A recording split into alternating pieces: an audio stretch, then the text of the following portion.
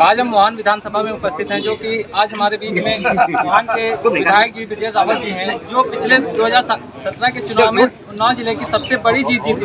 क्या इस बार जनता का विश्वास ले पाएंगे या नहीं ले पाएंगे? हम सबसे पहले जी आपको आपने टाइम दिया, इसके लिए आपको धन्यवाद।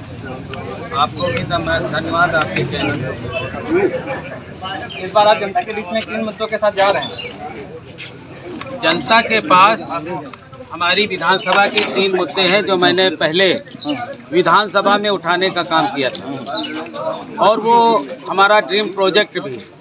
अगर मोहान की सम्मानित जनता ने मुझे दोबारा अपना सेवक बनाने और चुनने का मौका दिया, सेवा करने का मौका दिया, तो आपके नवाबगंज में एक महनौरा ग्राम सभा है, उसमें लगभग 400 बीघे ज़मीन है।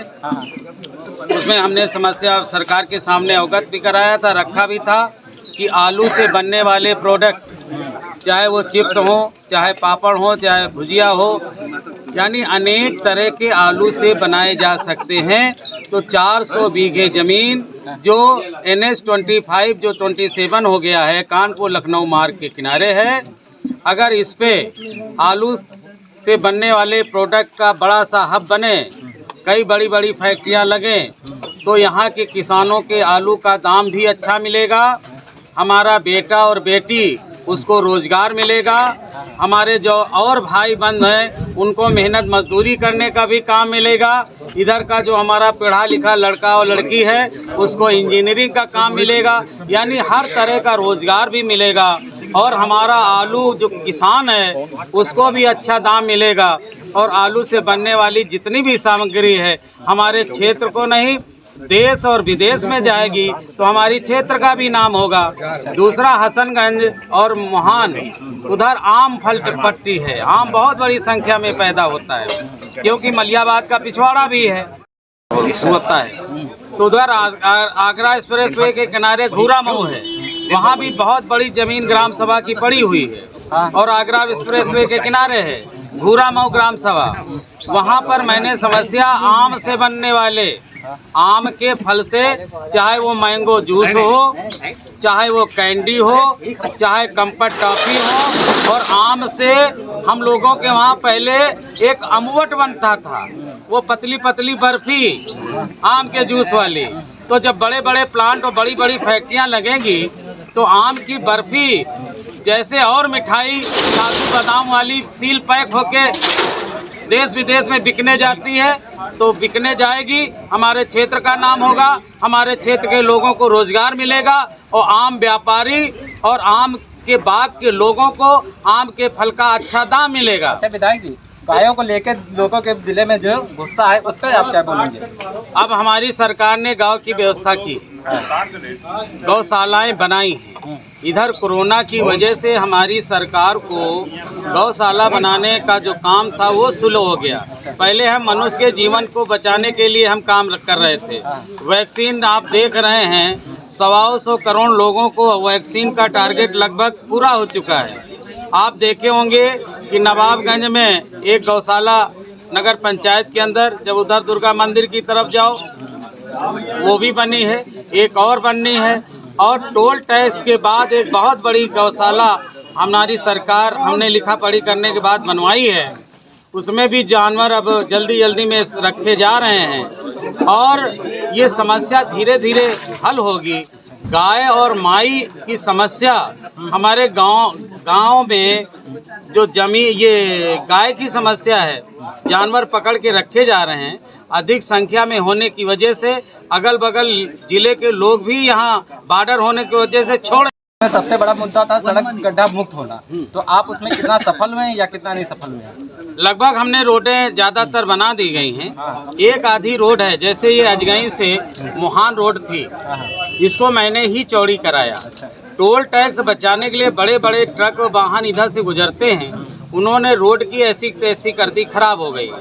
फिर मैंने अधिकारियों से जब बात की तो यहाँ अजगैन रेलवे फाटक के पास छोटी मोटी तलैया हो जाती बरसात में, तो इंजीनियरों ने बताया कि विधायक जी ये रोड के किनारे जहाँ जहाँ आबादी हो गई है, अगर यहाँ नाली नहीं बनाई जाएगी, पानी निकासी की व्यवस्था नहीं की जाएगी, तो दुकानों का पानी, घर के नहाने धोने का पानी जब रोड पर आता है तो डामर पानी का दुश्मन हो जाता है, रोड जल्दी खराब हो जाती है। इसलिए पहले यहाँ नाले बनने चाहिए। तो आपने देखा होगा कि अजगैन में नाला दोनों पट्टी में, नवई में दोनों पट्टी में नाला लगभग बन के तैयार है। अजगैन वाला भी लगभग कंप्लीट हो गया है। और बीच में एक पुलिया खराब थी मकूर और नवई के बीच, देखे होंगे कि पुलिया भी बन रही है। और इस तरह नई सराय फरैदपुर में जब नाले बन जाएंगे, ये फटाफट रोड बन जाएगी। अच्छा विधायक जी, यहाँ पे मोहान विधानसभा का इतिहास गवाह है कि जो विधायक बनता है वो लगातार 2 बार बनता है। क्या आप ये इतिहास दोहरा पाएंगे? हाँ भैया, ये मोहान की सम्मानित जनता पर है। और कोई भी राजनीतिक पार्टियां हैं, वो उनको हम अपनी जो मोहान की सम्मानित जनता है उसके मान स्वाभिमान सम्मान की लड़ाई लड़ रहे हैं। बाकी हमारी किसी भी राजनीतिक पार्टी से लड़ाई नहीं है। अगर लोगों का आपको विश्वास मिलता है और आप 2022 के चुनाव में जीत के आते हैं, तो ऐसे कोई 4 काम बता दीजिए जनता के लिए करेंगे आप। वही तो मैं बता रहा था। एक आलू से बनने वाला नवाबगंज, शिक्षा पे और सड़क पे और रोजगार पे होते। हमने अपनी सरकार में इसी कार्यकाल में 3 राजकीय हाई सेकेंडरी स्कूल स्वीकृत कराए। एक औरास ब्लॉक में अदौरा में लगभग बनके तैयार है। वहाँ जमीन ज़्यादा जल्दी मिल गई थी, जमीन बाद में बनी, उस पर निर्माण चल रहा है। और नवाबगंज ब्लॉक में ये मकूर का जो ऐमा खेड़ा है उसमें ज़मीन बाद में मिली, इसलिए उस पर निर्माण कार्य शुरू नहीं हो पाया। 3 ब्लॉक, 3 राजकीय हाई सेकेंडरी स्कूल। और शिक्षा पे, वो सड़क पे क्या करें? सड़क लगभग बन गई। आप मोहान से मलिहाबाद कभी गए हो धौरा मटेरिया में, तो आदमी दिन में गिर पड़ता था। आज इतना चौड़ा मार्ग, बिल्कुल सरौआ चले जाओ। मोहान से औरास 36 करोड़ की लागत से निर्माणाधीन है, जो 7 मीटर चौड़ा 20 किलोमीटर लंबा बनना है। हसनगंज से मुंशीगंज रसूलाबाद, वो भी चौड़ीकरण का काम चल रहा है, जो 17 लाख की लागत से बनना है। और आपका अजगैन से मोहान 25 करोड़ की लागत से निर्माणाधीन का काम चल रहा है। अगर स्वास्थ्य के केंद्र में देखा जाए तो उसमें क्या काम? स्वास्थ्य के केंद्र में औरास ब्लॉक में हमने सबसे बड़ा सामुदायिक स्वास्थ्य केंद्र बनाया। 2.5 करोड़ की लागत से ऑक्सीजन प्लांट लगाया, जनरेटर लगाया और हर बेड पर 32 लाख रुपया खर्च करके ऑक्सीजन का पाइपलाइन बिछवा दी। और ये मैंने काम किया है। ऑक्सीजन जो कोरोना की वजह से, ऑक्सीजन की कमी से हमारे बहुत से भाई बंधु भगवान को प्यारे हो गए थे। अब मैं विश्वास दिलाना चाहता हूं कि 9 अक्टूबर को मैंने वो जनता को समर्पित कर दिया है। कभी अब कोरोना ऑक्सीजन की कमी से हमारे विधानसभा में कोई घटना नहीं होगी। इसकी मैंने व्यवस्था कर दी है।